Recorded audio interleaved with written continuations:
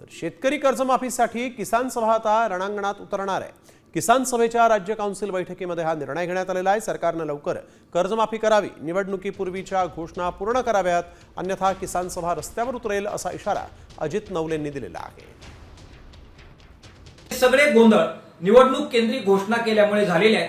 मतदानाच्या अपेक्षेपोटी केलेल्या ह्या घोषणांमुळे शेतकरी मोठ्या प्रमाणात अडचणीत आले, सहकारी संस्था अडचणीत आलेल्या आहेत, सोसायट्या अडचणीत आलेल्या आहेत आणि सहकारी बँका सुद्धा अडचणीत आलेल्या आहेत। जबाबदारी सरकारची आहे, ती सरकारने निस्तारावी आणि तातडीने कर्जमाफीची घोषणा करत शेतकऱ्यांचा सातबारा त्यांनी ज्या प्रकारचं आश्वासन दिलं होतं त्याप्रमाणे कोरा करावा। तो जर त्यांनी केला नाही तर महाराष्ट्रामध्ये शेतकऱ्यांचा प्रचंड उद्रेक आला, या सरकारला सामोरं जावं लागेल।